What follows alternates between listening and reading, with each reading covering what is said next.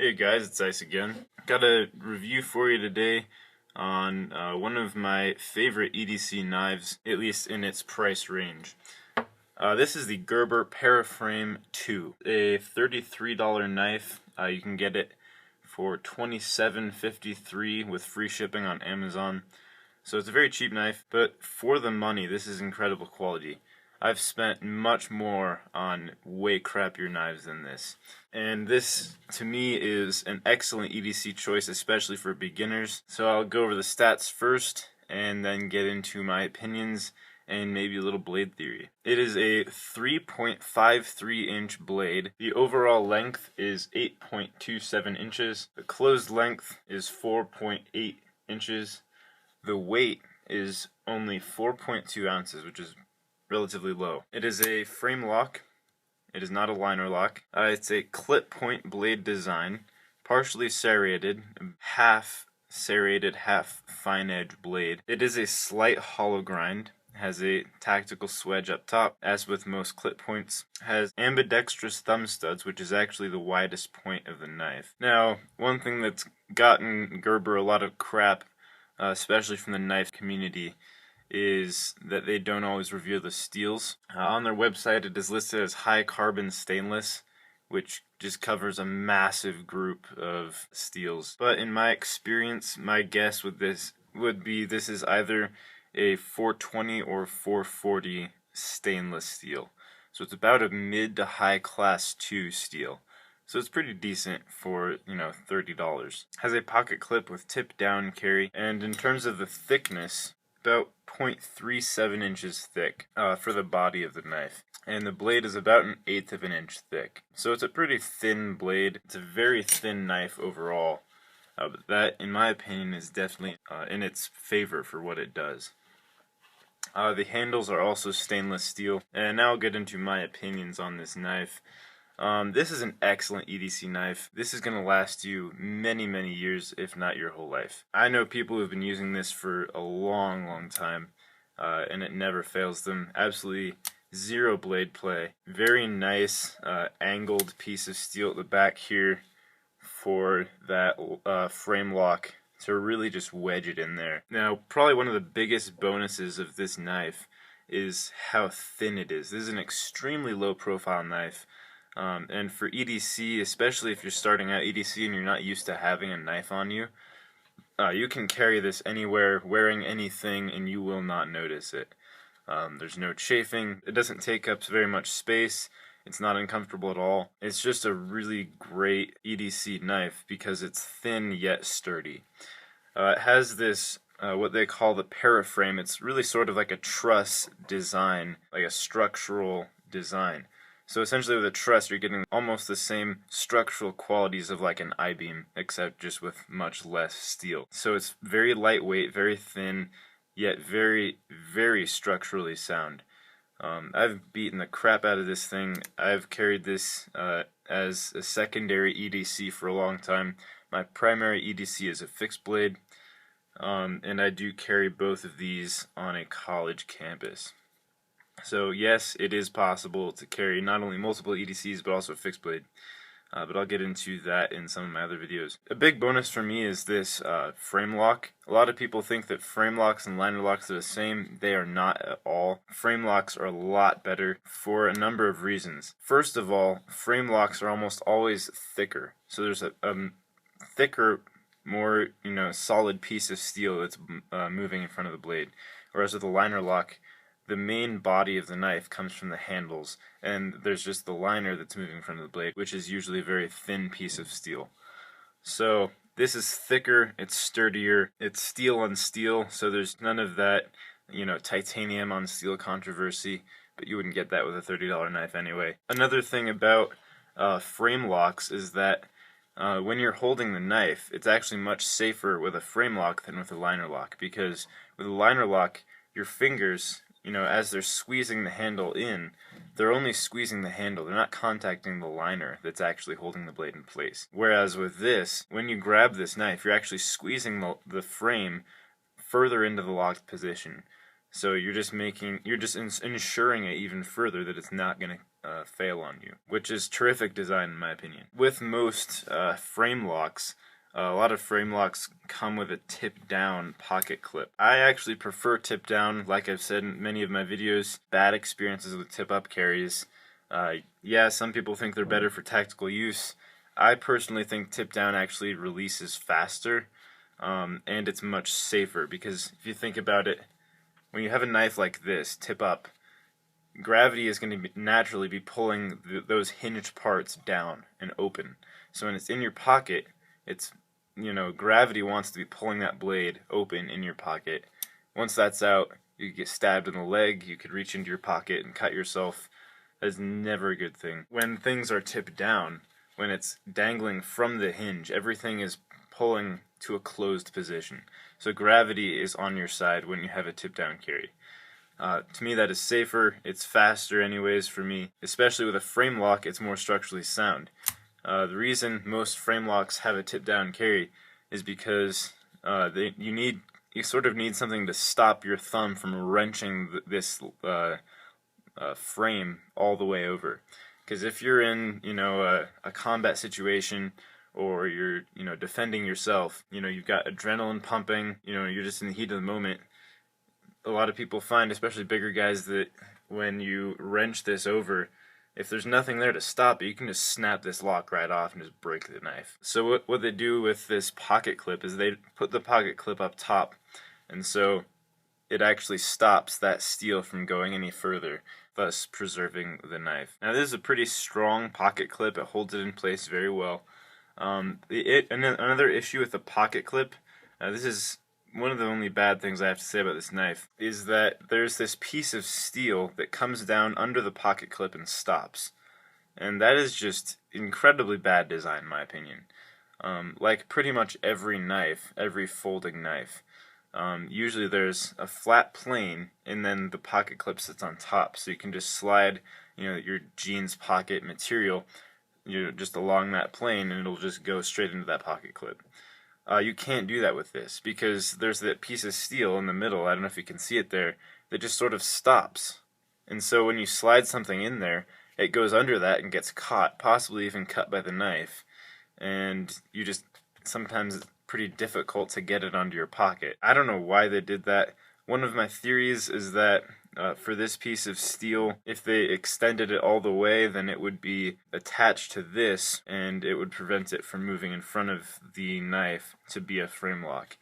So since this is where this little indentation is where the frame lock hinges into the knife, they sort of had to stop that there. They totally could have just extended it down and continued that plane. It would have been astronomically better. So sometimes it can be a little difficult. One way around it is that when you're putting it on your pocket, once you get it past here, you pull the jean material up, you pull the pocket material up, and then slide it the rest of the way while pulling in on the knife.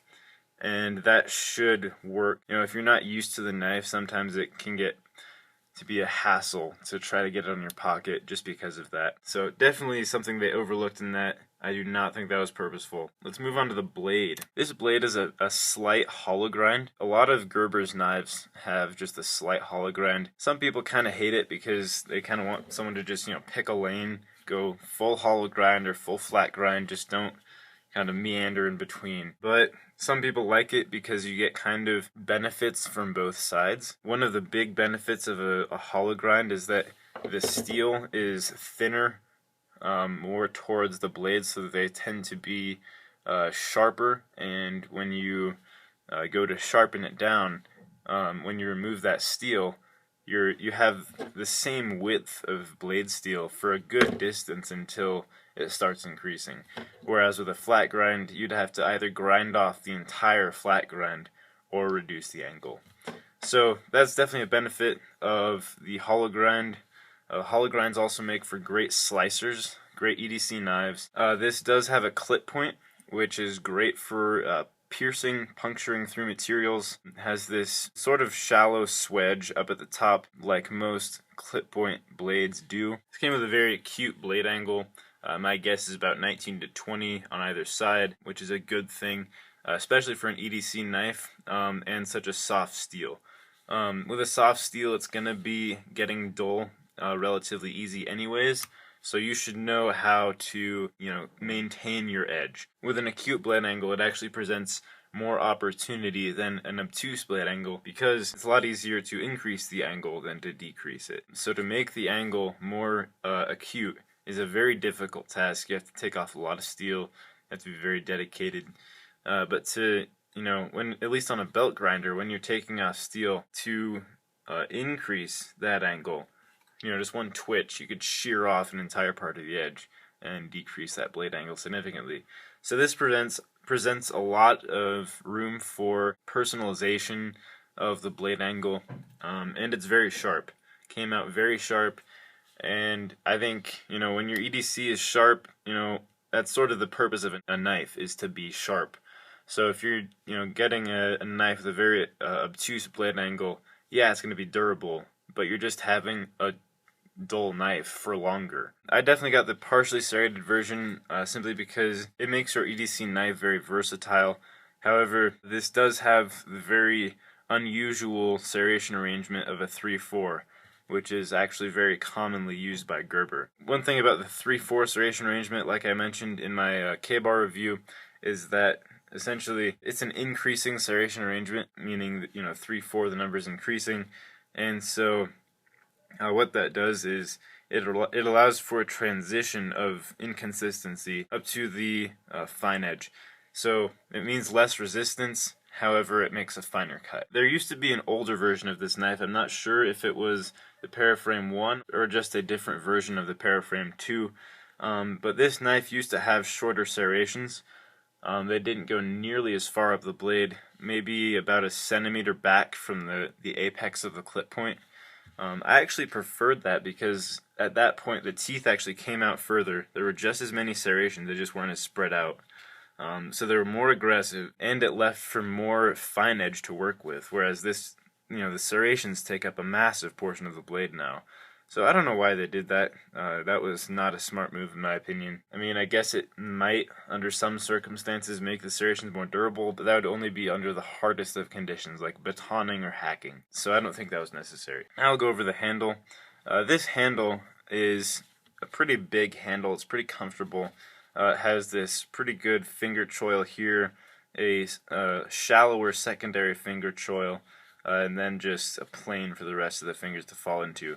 But even still, it has this lip at the back, so you've got pretty good resistance preventing your hand from coming off that end, and pretty good hand guard resistance to prevent your hand from coming up this onto the blade. There's really not much of a thumb ramp here. It does increase a little bit, but not much. There's no jimping anywhere on the blade, which is definitely a downside. Now, one thing I have to mention about this handle, a lot of people sometimes complain about this, is that with this truss design, especially with this hole right here, is that your fingers can sometimes slip through there into the path of the blade while it's closing. They prevented that from both this and this one with the pocket clip on this side, but on the other side these are completely exposed, especially this one. It's a huge gaping hole right there for your fingers to slip in. But I haven't had any problems with it, and I've been EDCing this for months. If you have small fingers, if you have small hands, that might be something to deter you, but it's really not that big of a deal for me at all.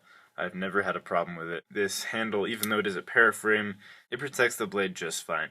I haven't had anything, dinging up the blade or anything like that. I've dropped this off, rock faces and mountains, and, this hasn't been... The blade hasn't been gashed up from that. Now, like I've said in a lot of my other reviews, I actually do support Gerber a lot. They get a lot of crap in the knife snob community because they don't reveal all their steels, and when they do, they're usually very crappy steels. That has got to be one of the least important things for me. People always say, for this one, this is only a 420 or 440 C steel. It's a pretty low quality steel, maybe 56 Rockwell hardness. But I've actually found that this has just fine edge retention. I mean, this is still razor sharp, and I've been EDCing this for, I don't know how many months, a long time. I'm a professional knife sharpener, and it hasn't even gotten to the point where I need to sharpen it again after all this time. And I've been using this every single day. So people complain about edge retention of Gerber knives. I think that has been thoroughly disproved, at least in this knife. This is a pretty cheap steel, and this has lasted a very long time. Came extremely sharp right out of the box. This is also a very fast knife. It doesn't quite work as well with the smaller versions of this, but it does come out very fast. Just have to get a little practice. It is a little stiff. Got to get some nice calluses on your thumb. But it does come out very fast, which is definitely a bonus. However, nothing compared to a fixed blade, of course. Back to what I was saying about Gerber getting a lot of crap in the knife community. While it is a cheap steel, this is a very good quality construct of a knife. Gerber, the people at Gerber, the engineers there, they know how to construct a solid knife. They know what knife structure needs to be to make a durable knife. While they don't use the highest quality materials and most of it comes from China, they know what they're doing. And, a lot of the knife community, what I've found is, they buy like, $400 Chris Reeve Sebenzas and love their, beautiful purple spacers.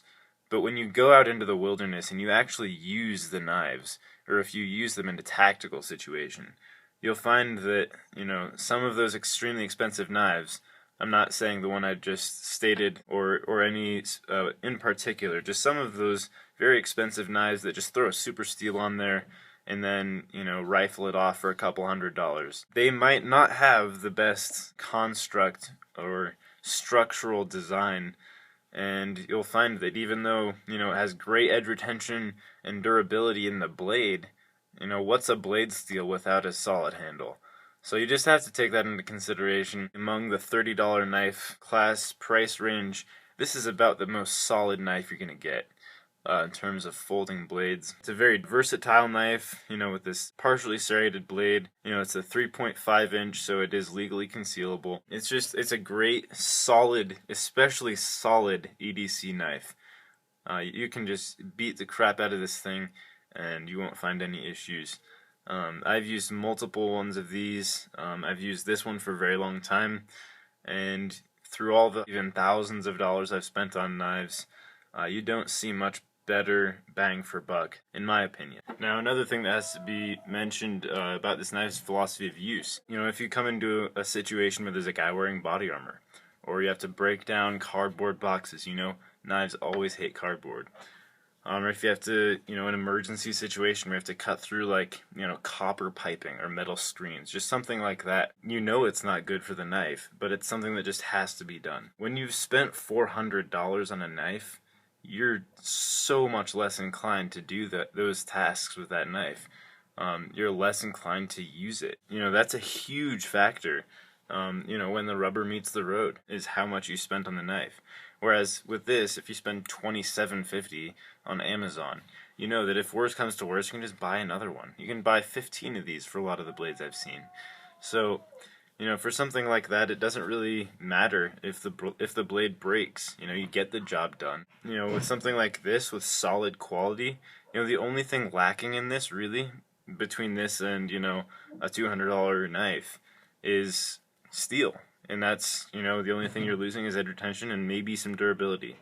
In terms of handle quality, in terms of structural durability, you're not losing much, which is saying a lot for a $30 knife. But I'm not just ripping on, expensive knives in general. There are a lot of really good quality knives out there.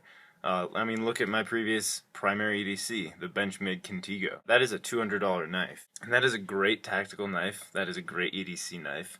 When you're looking for a knife, you need to take into consideration that if something happens where I need to destroy this knife to save someone's life, am I comfortable with that? So take that into consideration whenever buying an EDC knife. Now, overall, this is a great knife, especially for beginners. If you're not really into knives, if you just want, a practical EDC that is thin, it's structurally solid, has good edge retention, but you can still sharpen it up. You want it to be durable, you want it to be versatile. This is what you are looking for, I'm telling you. I've had like a lot of people come to me and say, like one of my good friends recently came to me and said, you know, I want to get into everyday carry of a knife. What knife do you recommend? And he gave me a general price range and what he'd be using it for, and I recommended this. And he's bought it. He was very satisfied and, you know, happy trails. So yeah, if you're just looking for a knife to carry that's easy to carry, but it can get the job done, you want good quality. That's a big thing for beginners. When you buy your first knife, you want it to be good quality, but you don't want to spend a lot of money on it. This is exactly what you're looking for. I'm here to tell you. I'll give you a close-up of the knife real quick. So here's that 3/4 serration arrangement, positive serrations, half serrated, half fine edged blade, clip point, the swedge, ambidextrous thumb studs, frame lock, and there's that piece of steel I was talking about. If you can see it under the pocket clip, it gets in the way of your jeans.